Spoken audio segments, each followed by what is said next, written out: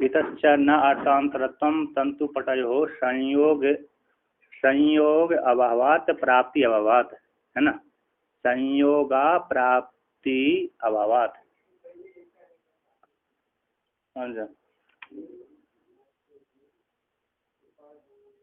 हाँ, यहाँ पर भी कहते हैं, तो चलिए वो उसी का व्याख्यान चल रहा है। तो उपादान उपादेय भावात् न अर्थांतरम तंतुपटयो, तंतुपट का उपादान उपादेय भाव होने से अर्थांतर नहीं है। तंतुपट में तंतु है उसका उपादान कारण, तो पट है उसका उपादेय कारण, उपादेय कार्य है ना। तंतु के बिना पट नहीं बन सकता, है ना। यदि तंतु के बिना बनता पट है तो फिर उसका उपादान कारण वो नहीं होता। मृतिका के बिना यदि घट बन जाए तो मृतिका उसका उपादान कारण घट का नहीं हो सकता। इसलिए इसी हेतु से भी तंतु और पट में उपादान अर्थांतरत नहीं है। क्यों? उपादान उपादेय कारण होने से।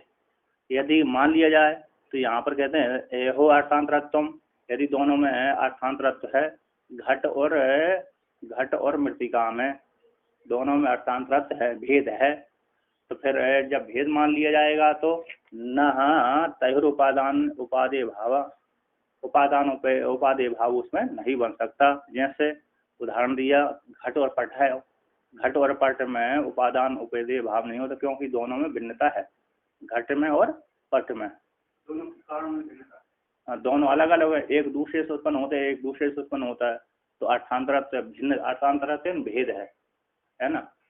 तो कभी घट से पट उत्पन्न नहीं होता और पट से भी कभी घट उत्पन्न नहीं होता। इसलिए अर्थांतरत्व होने के कारण, भेद होने से उपादान उपादेय भाव, कार्य कारण भाव नहीं बनता।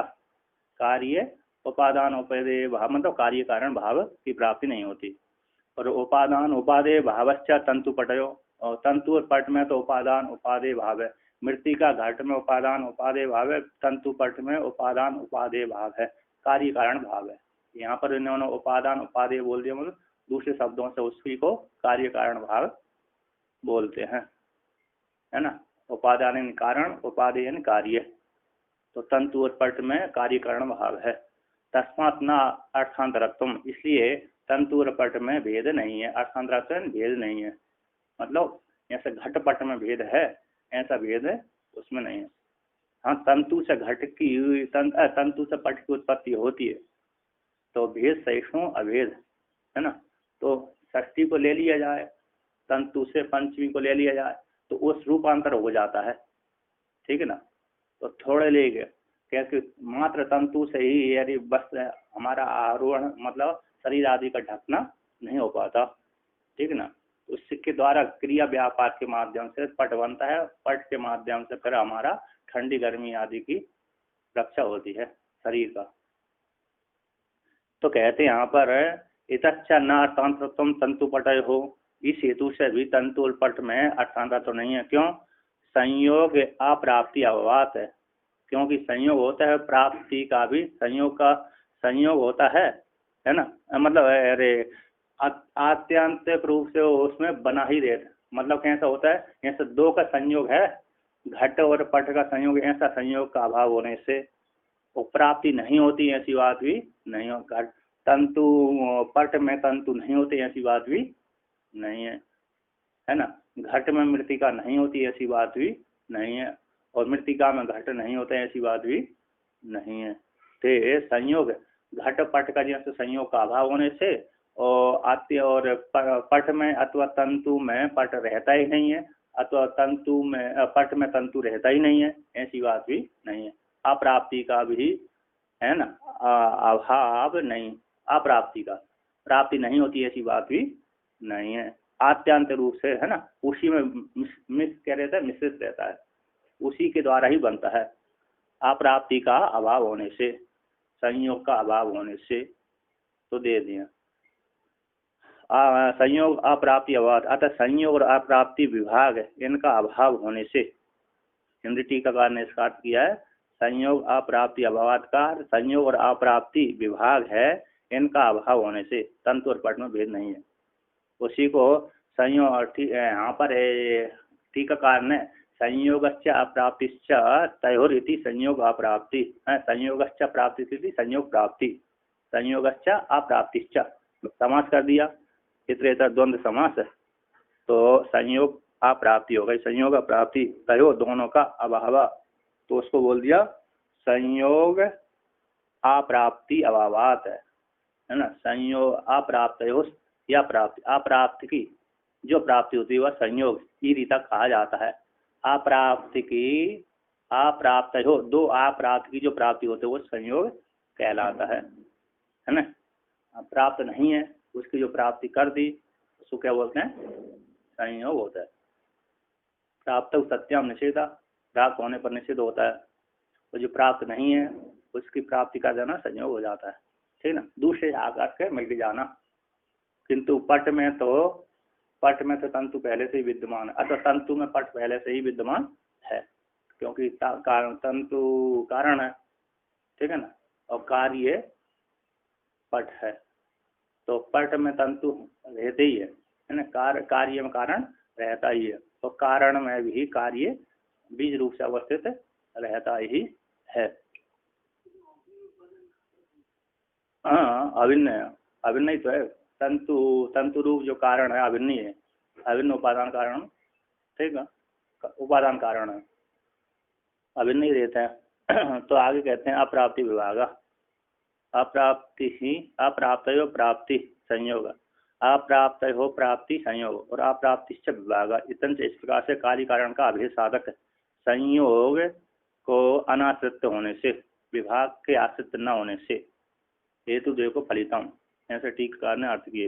इसी अभिप्राय को लेकर संयोग दृष्टांत को लेकर कहा, अर्थात कहते हैं अब इसी को व्याख्यान कर रहे हैं मूल ग्रंथ का, अर्थांतरते ही संयोगो दृष्टो यथा कुंड बदरयो, कहते अर्थांतर मान लेने पर, क्योंकि संयोग अर्थांतर मान लेने पर संयोग देखा जाता है लोक में, कैसे देखा जाता है, कुंड और बद्री का, कुंड का और बद्री का संयोग देखा जाता है, घट और बेर का संयोग होता है, बेर बद्री बोलते हैं, बेर बादरायण मुनि, तो वहाँ पर है बद्रीनाथ में बद्री बेर का पेड़ रहा हुआ किसी काल में, तो उस बेर को खा करके महात्मा लोग तपस्या करते थे, ऋषि मुनि तपस्या करते थे, अब वो नष्ट हो गया बर्फ के कारण, काल के कारण, तो सीधा अभी कुछ वहाँ पर नहीं मिलते।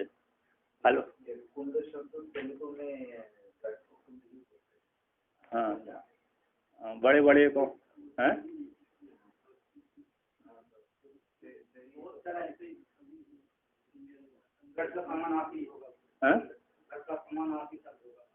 कुंड है ना, बड़ा बोलते हैं, घाट से थोड़ा बड़ा होता है कुंड, है ना, घाट से थोड़ा, घाट तो छोटा हो गया, तो घाट से और जो बड़ा होता है कुंड कहलाता है, थोड़ा बड़ा, उससे होता कि नहीं होता। आप ना घर में अनाज रखते थे, हाँ, अनाज आदि रखते थे, बड़े बड़े मटके और वो हो जाते, कुंड हो जाते हैं, और से बड़े करेंगे तो और दूसरा नाम पड़ जाएगा, थोड़ा संज्ञा हो जाएगी, क्योंकि छोटी सामग्री है कि छोटी सामग्री तो छोटे में रखेंगे, बड़ी सामग्री होगी तो फिर बड़े में रखेंगे। हाँ, तो कहते हैं, तो आगे दूसरा उदाहरण देते हैं, अप्राप्ति, जिसकी प्राप्ति नहीं हो सकती उसको कहते हैं अप्राप्तिर वह यथा हिमवद बिंदयो, है ना, कहते जैसे हिमालय और विंध्याचल का कभी प्राप्ति नहीं होती, किसकी नहीं होती, हिमाचल की और विंध्याचल पर्वत की कभी भी प्राप्ति नहीं होती, ठीक है ना, है, दोनों कभी मिलते नहीं, एक साथ नहीं होते, क्योंकि दोनों स्थिर है, अस्थिर नहीं है। अस्थिर व्यक्ति मिल जाता है, स्थिर व्यक्ति नहीं मिलता, जड़ वाला, है ना।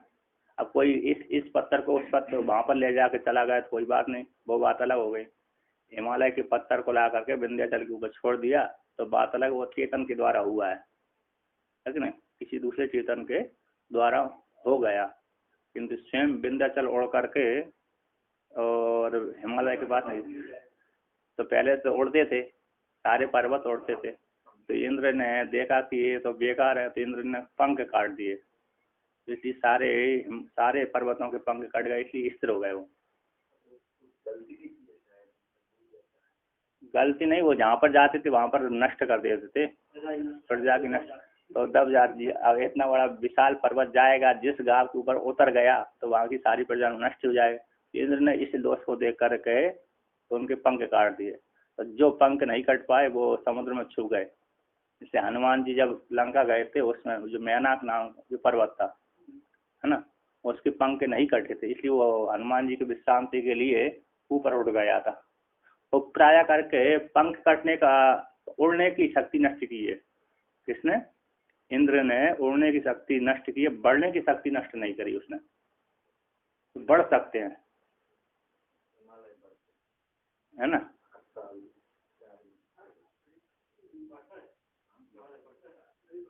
है नहीं नहीं, वो तो उधर से घाटा होता है, इधर से बढ़ जाती है, वो ऐसी होती है कि नहीं। एक तरफ से घाटा होता है, दूसरी तरफ से बढ़ जाती है। खेतों की, और खेतों में की मिट्टी बह जाती, जैसे आप वहाँ पर अरे मंडला डिंडोरी में है ना, उधर पथरीली जगह, वो क्या करते हैं, खेत जोतते हैं, तो उनको 2-3 साल के बाद खेत को छोड़ना पड़ती है, बिना बिना बोए। अगली 2-3 साल फसल नहीं बोते उस खेत में। क्यों? यदि बोएंगे तो सारी मिट्टी बह जाती है उनकी, जोर से ऊपर पत्थर पत्थर रह जाते हैं। तो इसलिए 3 साल के बाद फिर 3 साल जोतते हैं, तो इससे मिट्टी जम जाती है। और लगातार जोते रहे प्रतिवर्ष, तो उसकी सारी मिट्टी बह जाती है, पत्थर पत्थर वैसे ही है, और दूसरी ऊपर से नई मिट्टी आती नहीं है, तो सीधा नदी में आकर के मिट्टी किनारे में लग जाती है। तो किनारे वाले खेत नहीं, किनारे में जो बन गई, जम गई, तो वहाँ खेत बन जाता है। और ऊपर के अब फिर भी किनारे में जमती है, दूसरी जगह कहीं, एक जगह कटता है घाट है, तो दूसरी तरफ बनता है। तो इस प्रकार से तो आगे कहते हैं, कहते हैं न चाहिए संयोग अप्राप्ति। इसलिए यहाँ पर संयोग की अप्राप्ति नहीं, संयोग की प्राप्ति नहीं होती, ऐसी बात भी नहीं है। कहाँ? तंतु और पट में संयोग की प्राप्ति होती, विंध्याचल के समान संयोग की प्राप्ति होती नहीं, ऐसी बात नहीं है। अर्थात संयोग तंतु में इतान वितान होता है, 2 तंतु जोड़ करके पट बन जाता है। तस्मात् न अर्थांतरत्व, इस हेतु से भी तंतु पट में अर्थांतर भेद नहीं है, आत्यांतिक रूप से भेद नहीं है। कहता आगे उसी का व्याख्यान पुनः करते हैं। कहते इतश्चा पटस्य तंतुभ्यो न विद्यते गुरुत्वांतर कार्य अग्रहणात्, ये हेतु अनुमान बनाया। इस हेतु से भी विमतः पटः तंतुभ्यो न विद्यते, इतश्च न, इतश्च विमतः पटः तंतुभ्यो न विद्यते गुरुत्वांतर कार्य अग्रहणात्, ये हेतु दे दिया। इस हेतु से भी, इस कारण से पट तंतुओं से भिन्नता को प्राप्त नहीं होता। क्यों? जितने तंतु होते हैं उतना ही पट का वजन होता है। थोड़ा बहुत हवा के लेकर के थोड़ा बड़ा हो सकता है ना, थोड़ा मात्र के लिए वजन हो सकता है, फिर भी नहीं होता है ना। फिर भी हवा की झोंका से चार हो जाए, हवा की झोंका से भी नहीं होता। जितने तंतु होंगे उतना ही, जितने तंतुओं का वजन होगा उतना ही उसका पट का वजन होगा। और जितना भी मिट्टी का से घट बनना है, तो मिट्टी का जितना वजन होगा उतना ही घट का वजन होगा। थोड़ा बहुत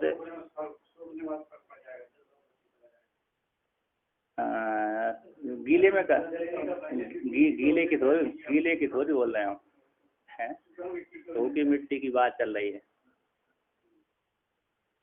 तो यहाँ पर कहते हैं गुरुत्वांतर कार्य का ग्रहण न होने से, गुरुत्वांतर वजन, गुरुत्व बोलते हैं वजन को। तो यहाँ इस हेतु से भी कार्य कारण में भेद नहीं है ना, घट और मृतिका में भेद नहीं है, तंतु और पट में भेद नहीं है। यह यदि अस्माद् भिन्नम तस्मात् तस्य गुरुत्वांतर तरम कार्यम गृह्यते, क्योंकि यहाँ अस्मिन, यहाँ पर यदि जिससे, यस्मात् जिससे भिन्न होता है, तस्मात् तत्से उस जो भिन्न होता है, तस्मात् तत्स उस वस्तु का गुरुत्वांतर कार्य ग्रहण होता है। जो जिससे भिन्न होता है उसका गुरुत्वांतर कार्य भिन्न होता है ना। और जो जिससे भिन्न होता है, तो उदाहरण देते हैं यहाँ पर, यथा एक पलिकस्या स्वस्तिकस्या यो गुरुत्व कार्यो अवनति विशेषस्य तस्मात् द्विहि पलिकस्या स्वस्तिकस्या गुरुत्व कार्यो अवनति भेदो अधिकः। जैसे एक पलिक का, जैसे एक पलिक वाले स्वस्तिक चिन्ह का, आभूषण का यो गुरुत्व कार्य है, अवनति है। एक पलिक बोलते हैं 80 रत्ती का एक तोला बनता है, तो 4 तोला का एक पल बनता है। 80 टीका में लिखा है 80 यानी 80 रत्तिका का एक तोला बनता है, एक तोलकम भवती, और 4 तोलक का एक पल बनता है ना। तादृश पल परिमित स्वर्ण विनिर्मित स्वस्तिक आभूषण विशेषा। तो एक पल का है ना, एक पल का, एक पलिकस्या, एक पलिकस्या बोल दिया वहाँ पर है ना। एक पल का जो स्वस्तिक, एक पल वाले सोना जितना होता है उतना उस सोने का जो आभूषण बना दिया, स्वस्तिक चिन्ह वाला, स्वास्तिक चिन्ह वाला है, सांतिया वाला जो भी आभूषण है, तो उस एक तोला वाले है ना, एक पल वाला, तोला नहीं, एक पल वाला है। हाँ, चार तोला का एक पल होता है। आपने को क्या मालूम, यहाँ पर देख लिए है ना, सोनार के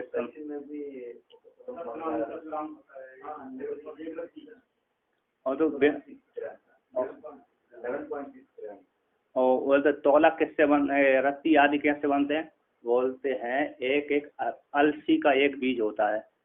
किसका? अलसी का। अलसी जानते हैं ना, है ना।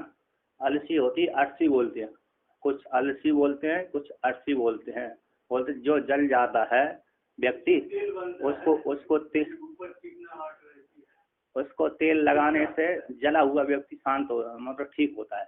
अलसी के तेल से यदि जल गया तो उसको शीघ्र लाभ की प्राप्ति होती है।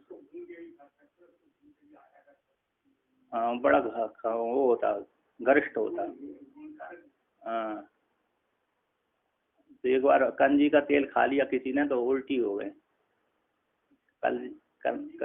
करंज का तेल निकलता है, औषधि में काम आता है, वो औषधि में काम आता है, बीमारी आदि के रोग को ठीक करने के लिए।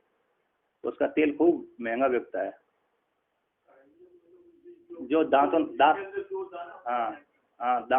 करते हैं ना, उसका बीज बनता है, उसका बीमारी में बहुत ठीक काम आता है। हाँ, जो है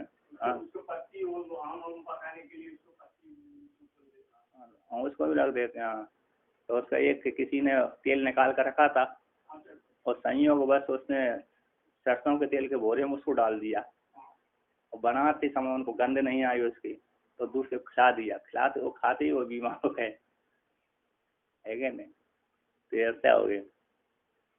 तो ये है, तो क्या हो गया, तो अलसी बोलते हैं ना, अलसी के तोला बनाते हैं, रत्ती बनाते हैं ना, 80 थी रत्ती का के, तो रत्ती का है ना 80 दाने के, अलसी के 80 दाने के।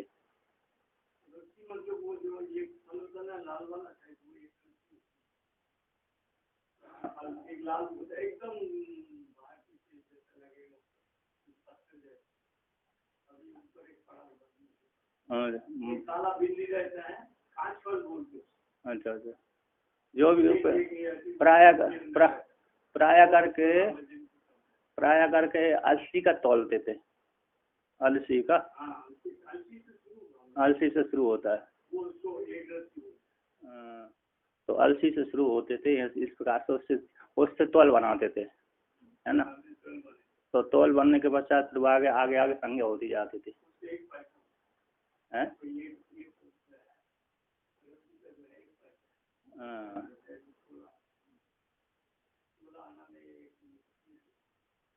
तो यहाँ पर आगे देखिए, तो यहाँ से एक पल वाला सोने का जो वजन होता है ना, यो गुरुत्वकारी अवनति विशेष होता है। तस्मात उससे द्विपलिक स्वस्तिक का द्विपल वाले स्वस्तिक चिन्ह रूप आभूषण का गुरुत्वकारी अवनति, जो गुरुत्वकारी अवनति भेद है अधिक होता है। 1 तोला से 2 तोला का वजन कैसा होता है? अधिक होता है, भिन्न होता है। किंतु ऐसा तंतुओं में नहीं होता। जितने तंतु होते हैं उतने तंतु उतना ही पट का वजन होता है। तो आप हैं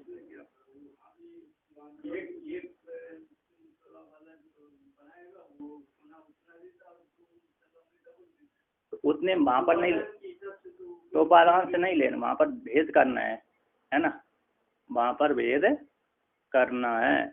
तो वजन जैसे जितने तंतु बन रहा है उतने ही वजन होगा, है ना।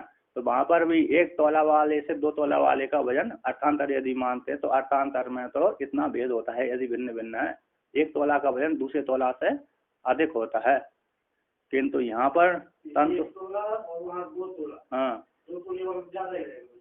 हाँ, तो भिन्नता भेद से सिद्ध करना है, यहाँ पर मात्र भेद सिद्ध करना है कि 1 तोले का वजन दूसरे तोले से कम होता है ना।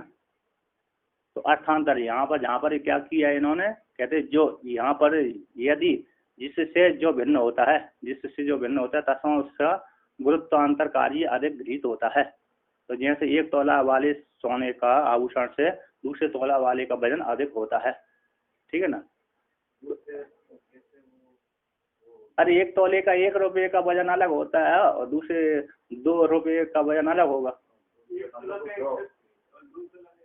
हाँ, 2 अधिक भारी हो गया, है ना। तो भेद हो रहा है ना। 1 तोला से दूसरा तोला भेद रहे हो, 1 तोला से 2 तोला भेद होता है। हाँ, 1 तोला से 2 तोला वाले का भेद है वजन में, है ना। सोने में भेद नहीं है, सोने में तो कोई भेद है नहीं, उनके वजन में भेद मात्र है ना। तो आगे कहते हैं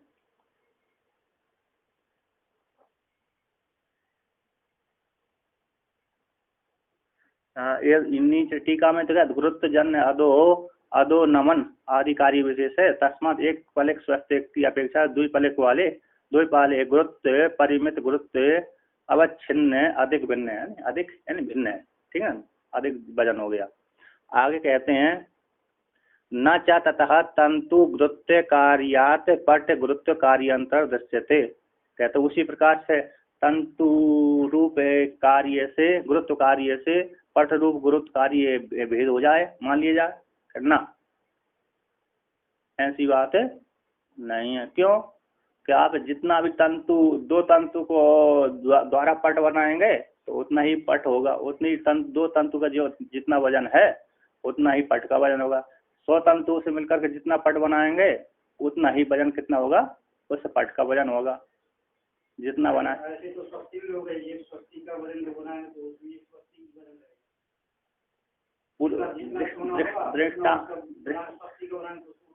दृष्टांत एक देश लिया जाता है, पूरा देश नहीं लिया जाता है क्या नहीं।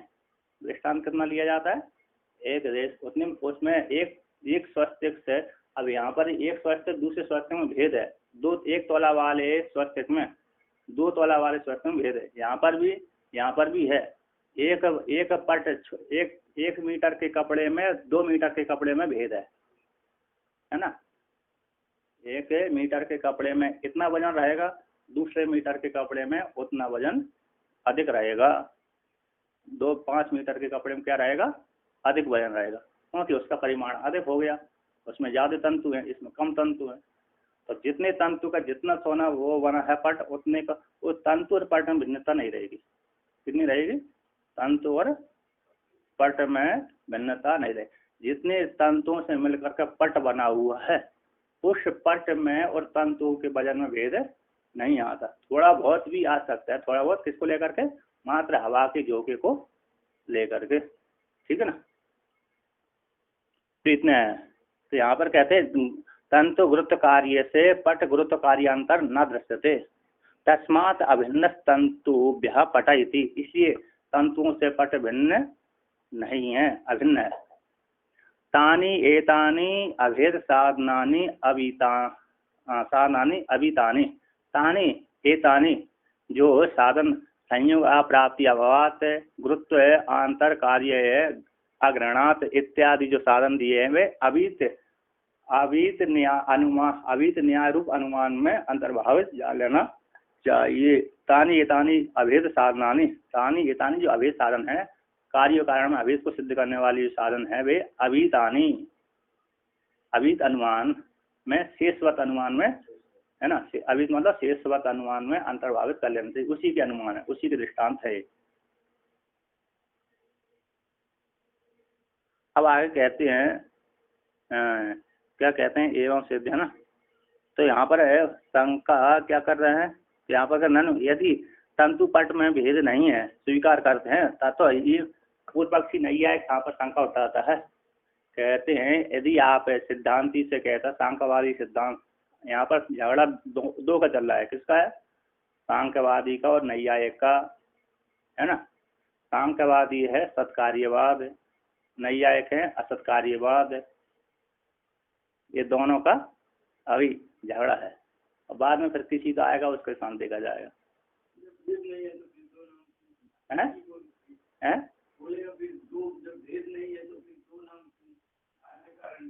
हाँ, तो यहाँ पर कहते हैं, अब यहाँ पर आक्षेप है गीता मतलब द्वापर युग से पहले ही सांख्य का सूत्र हो गए थे। सांख्य सूत्र तो सतयुग के है और क्या तो सूत्र अगर वास्तव थे, तो अगर वो श्लोक उनको देखा है तो उस समय ज्ञान आ जाता है कि कार्य सत्य भी है और असत्य भी है। कौन? अभी सांख्य ये लोग सत्य से सत्य पूरा ये जगत तो सत्य मान रहा है। उनको क्या है, जिन्होंने ग्रंथ का निर्माण किया उनको ज्ञान नहीं था क्या? कमाल है आपका भी है। अब देख, ये बोल रहे हैं एक गीता है, वो जो जिन्होंने आचार्य ने ग्रंथ की रचना की है उनको एक ग्रंथ पढ़ते ना सतो विद्यते भागो, ये तो उनको ज्ञान हो जाना चाहिए, वेद नहीं निकलना चाहिए थी। अब जिस ऋषि ने बनाया है, ग्रंथ रचना किया है, तो उसको ब्रह्म ज्ञान नहीं था? सबको बृहस्पति को क्या ब्रह्म ज्ञान नहीं था? बृहस्पति को क्या ब्रह्म ज्ञान नहीं था क्या? जितने सारे देवताओं के गुरु कहलाते हैं, एक एक वस्तु को जानते वाले, एक एक पद के पदार्थ को, व्याकरण उनकी एक व्याकरण भी है, उनकी बृहस्पति व्याकरण है। पाणिनि मुनि से पहले उस सारे इंद्र की व्याकरण, बृहस्पति की व्याकरण, अन्य वो अवतार थे उन्हीं का शायद, जो भी है। तो उनकी व्याकरण है, सारी ऋषियों की, बहुत से ऋषियों की व्याकरण थी, ब्रह्मा जी आदि की व्याकरण थी, है ना। तो सारी व्याकरण पाणिनि मुनि के आगे सारी फैल हो गई। पाणिनि मुनि की जो पाणिनि मुनि की व्याकरण शिव जी की व्याकरण है ना, शिव जी की 14 सूत्रों से बनी हुई जो व्याकरण है, उसको उस व्याकरण ने सबको फैल कर दिया। तो उनको सबका ज्ञान था, फिर भी उन्होंने 4 वाक्य की मत की रचना कर दी। प्रयोजन है कि प्रयोजन है कि सृष्टि समान में सृष्टि नहीं चलती, असमान में सृष्टि चलती है ना। दोष भगवान दोष नहीं है, जीव ये अनादि सृष्टि है भगवान का, आप अपने अनुसार वो ज्ञान को प्राप्त कर सकते हैं, है ना। तो ये आदि नीति जैसी है, क्योंकि नहीं तो ब्रह्मा जी सब जो आदि नीति परमात्मा है, तो परमात्मा कठोपनिषद की जो श्रुति है कि नहीं है, परांति खानी बण स्वयंभू, इसको क्यों परांति खानी बना दिया उसने? इंद्रियों को परांति खानी नहीं बनानी चाहिए थी, उसको अंदर वाली बना देता।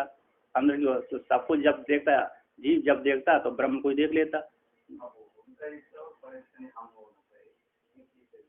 उसमें क्या वो आप उनसे भिन्न नहीं है, वो आप अपने क्यों मान रहे हैं, है कि नहीं? वो तो नहीं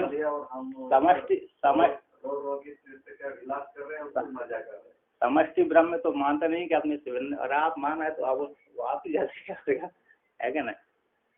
तो इसलिए उन्होंने ग्रंथकार ने कहा कि जो बना दिया सृष्टि अनादि चल रही है, किसी प्रकार से तो जीव का कल्याण हो जाए, इसलिए तो अनेक पुराणों की रचना हुई है। उसी बात है, अब तो ईश्वर से पूछना पड़ेगा, है कि नहीं। इसलिए भगवान में कारण तो नहीं, हमारा ही कर्म फल में कारण तो जाना है, हमारा दुख कारण हम ही है, भगवान भगवान का ऐसा कोई मजाक के लिए थोड़ी बना है, हमारे कर्म से ही सब हो गए, वो तो प्लान करके दिया है। आपके कर्म से हो गए, क्या हो गए?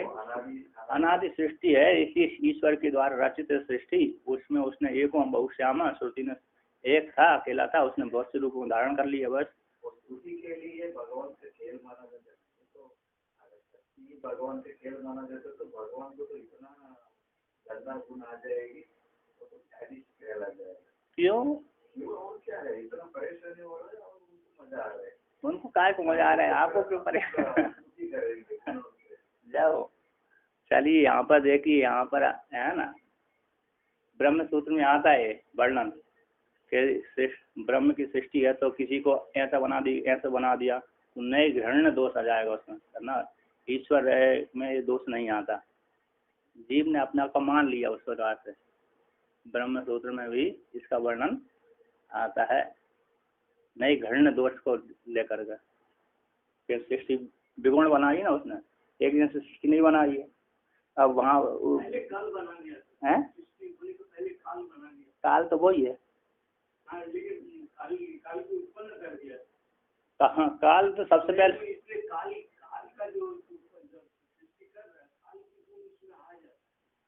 तो सब हाँ, तो काल सबसे पहले उत्पन्न होगा, क्योंकि इसलिए एक कालिका लिखी उन्होंने, नैया है कौन है, जन्य नाम जन को काला जगता माश्रय मता, जन्यों को जनक काल कहलाता है ना। तो काल को दिखता नहीं है, तो एक काल था, उसको 3 विभाग कर दिए, भूतकाल, भविष्य, वर्तमान काल। या तो एक ही काल, उसको 3 में बांट दिया, तो सबसे बड़ा वो काल। तो फिर उसमें भी वेदांती कहते हैं नहीं, कालों के काल महाकाल है। कालों के काल कौन है? महाकाल है। तो काल कहाँ से? तो श्रुति कहती है वहाँ पर, श्रुति भी दो प्रकार से व्याख्यान कर देती है वहाँ पर। कहते हैं काल कहाँ से चालू होते हैं? सूर्य से चालू होते हैं। जिस दिन से सूर्य पैदा हुआ उसी दिन से काल चालू हुआ। तो कभी कभी हिरण्यगर्भ काल से परे कहलाता है, कभी कभी हिरण्यगर्भ काल के बाद, काल से बाद काल की कोटि में आता है। नहीं, श्रुति में 2 प्रकार का व्याख्यान कर देते हैं। श्रुति में मांडू उपनिषद में उसको 2 बार बोल दिया, मांडू में बोल दिया, और काल से परे है वो हिरण्यगर्भ। हाँ, क्योंकि हिरण्यगर्भ के ही,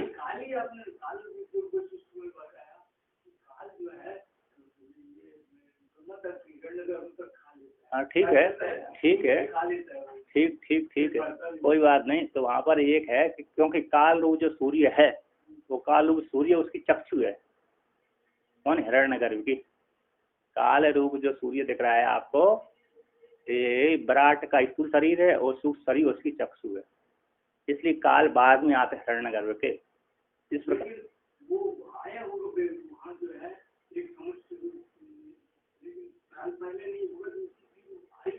हाँ, तो इसलिए यहाँ पर श्रुति में 2 प्रकार से व्याख्या।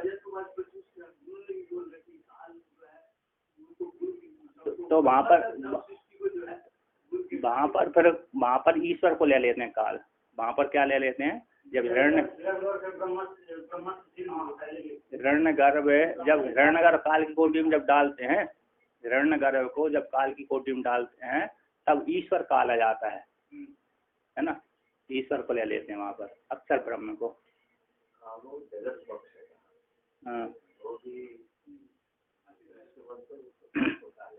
हाँ, तो वहाँ पर अक्षर ब्रह्म आ जाता है, अंतर्यामी।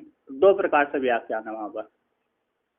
तो देखिए यहाँ पर, तो एवं इस प्रकार से यहाँ पर कहते हैं टीकाकार, शंकाकार क्या कहता है? तंतुर पट में अभेद स्वीकार किया है आप सांख्यवादी ने, किंतु लोक में तो देखा जाता है इमे तंतवा अयम पटः, तो इमे यह तंतु है, अयम पट है ना, इत्यादि भेद है। व्यवहार कैसा होगा?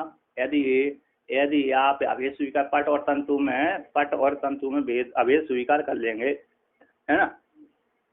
तंतु यानी धागा और पट यानी वस्त्र, तो फिर ये वस्त्र है।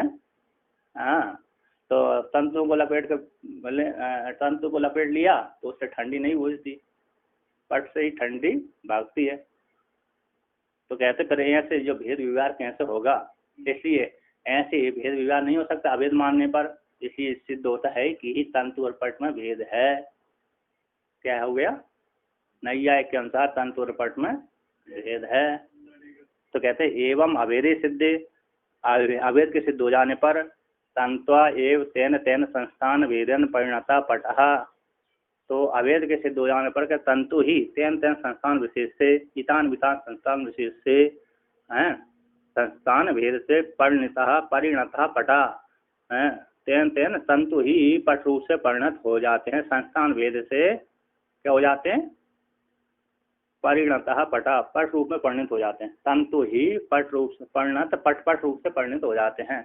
इसलिए नहा तंतुभ्यो अर्थांतरम पटः, इसलिए तंतुओं से पट अर्थांतर नहीं होता। संस्थान भेद कर दिया है टीका में, हिंदी टीका में वर्णन किया है इसको। अरे आतान वितान भावापन्न अवयव संयोग विशेष परिणत है अवस्थांतर को प्राप्त हो जाता है।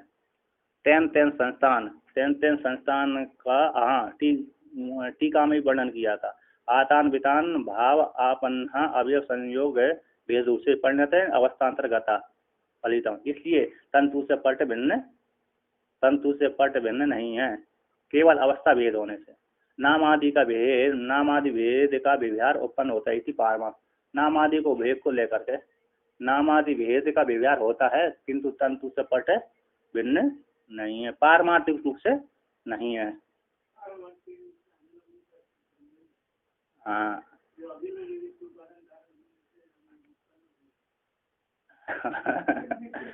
और क्या, तो आगे कहते हैं देखिए, अब आगे कहते हैं, क्या कहते हैं, नैयायिक। अब कहते हैं नैयायिक यहाँ पर अनुपद कोई बक्षमाण हेतुओं के द्वारा कहते हैं नहीं, सिद्धांति से कहते नहीं, तुम जो लोग मान रहे हो कार्य कारण अभेद है वो ठीक नहीं है। 6 हेतुओं से सिद्ध पूर्व पक्षी यहाँ पर कार्य कारण में भेद सिद्ध करता है ना। कहते हैं स्वात्मनि, स्वात्मा में, तंतुओं में, है ना, तंतुओं में ये तंतुओं से पट की भिन्नता होती है। कहते इस हेतु से कहते क्रिया है, निरोध है, संयोग है, निरोध है, नाश हो जाना, बुद्धि, क्रिया निरोध बुद्धि व्यपदेश अर्थ क्रिया भेदाश्च न एकांतिको न ऐकांतिकम भेदम साधितुम अर्हन्ति।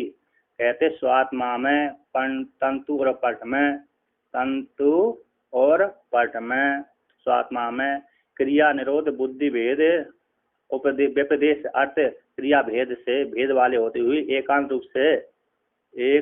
रूप से भेद सिद्ध करने के लिए पूर्व पक्षी समर्थ साधितुम न, है ना, पूर्व पक्षी नैयायिक भेद रूप सिद्ध करने एकांत रूप से पारमार्थिक रूप से इनमें तंतु और पट में नैयायिक रूप जो पूर्व पक्षी है वह क्रिया को लेकर के, निरोध को लेकर के, बुद्धि को लेकर के, विपदेश को लेकर के, अर्थ को लेकर के, क्रिया भेद को लेकर के एकांत रूप से पारमार्थिक रूप से भेद को सिद्ध करने के लिए समर्थ नहीं है।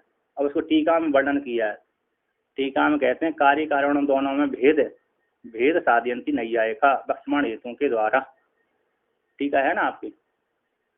तो कहते हैं यहाँ पर कैसा करते हैं, 6 जो हेतु दी है, क्रिया 1 हेतु, निरोध दूसरा हेतु, बुद्धि 3 हेतु, व्यपदेश 4था है, अर्थ 5वां है, क्रिया भेद 6ठा है। इच्छे कहते तंतुभ्यो भिन्ना पटी उत्पत्ति क्रिया भेदात 1 दे दिया।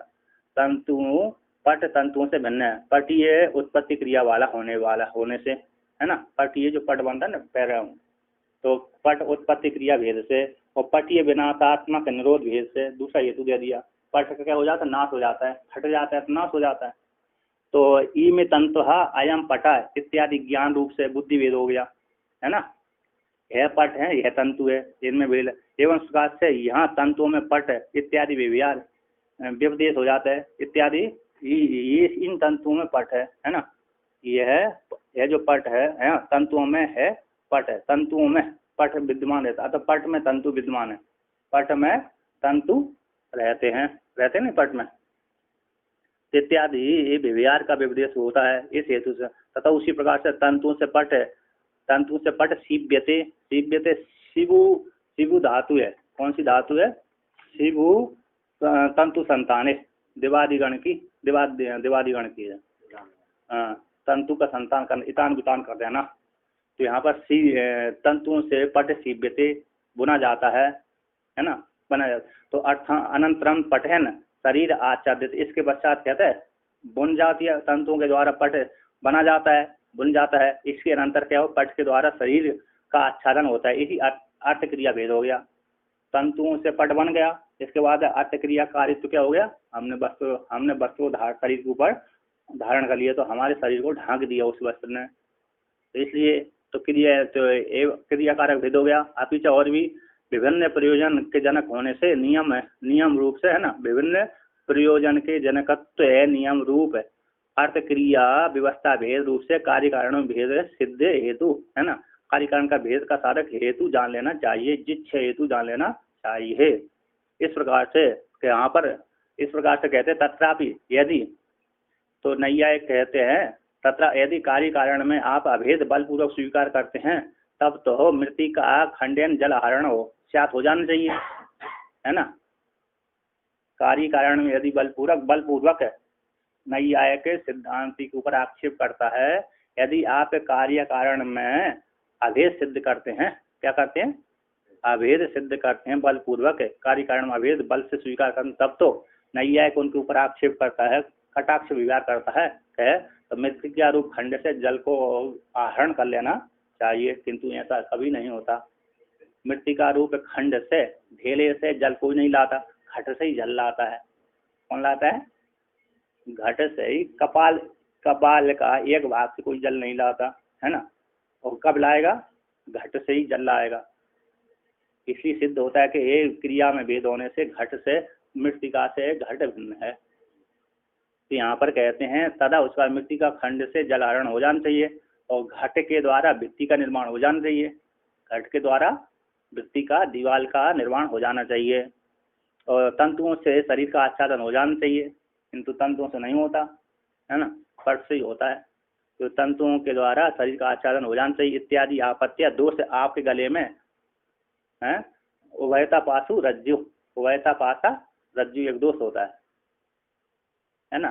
सिद्धांति का, पूर्व पक्षी का खंडन करने चले थे सिद्धांति, और पूर्व पक्षी ने उनसे ही उनके गले में फांसी डाल दी, तो उसको बोलते हैं उभयता पासु पासा रज्जु। तो कहते गले दोषा गले पतिता भविष्यंती, आपके प्राप्त हो जाएंगे बलताम में। हाँ, मुश्किल हो रही है। दादी का खंडन करने, पूर्व पक्षी खंडन करने चले थे, तो उसी प्रकार से उन्होंने आक्षेप लगा दिया। ऐसी प्राप्ति हो जाने पर लोग कहते हैं यहाँ पर नैयायिकों के मत को खंडन करते हैं। सिद्धांति कहते हैं क्या करते हैं, न एकांतिक, किसके द्वारा खंडन किया, खंडन स्वात्मनि को लेकर वर्णन किया। कहते स्वात्मा में है, तो देखिए एक है स्वात्मा, इसको खंडन क्यों किया यहाँ पर कहते हैं स्वात्मा में क्रिया निरोध बुद्धि विपदेश अर्थ क्रिया भेद से जो भेद है वह ना, स्वात्मा में तंतु और पट में जो क्रिया को लेकर, निरोध को लेकर, बुद्धि को, विपदेश को, अर्थ को, क्रिया को, भेद को लेकर जो भेद हो रहा है, एकांतिक रूप से भेद सिद्ध करने के लिए नैयायिक समर्थ नहीं है। पारमार्थिक रूप से, एकांतिक यहाँ पर कर दिया, वास्तविक पारमार्थिक रूप से भेद सिद्ध करने के लिए नहीं है। ये तो व्यवहारिक भेद मात्र है, व्यवहार को लेकर के कह दिया, है ना, किंतु पारमार्थिक रूप से तंतु और पट में भेद नहीं है। इस प्रकार से सांख्य सत्कार्य का निष्कर्ष हो गया, ठीक है ना। कार्य कारण में भेद पारमार्थिक रूप से नहीं है, बस व्यवहार रूप को लेकर के भेद कर देते हैं। ये तंतु है, ये पट है ना, इससे ये बनता है, इससे शरीर ढक जाता है, इस प्रकार से सिद्ध हुआ।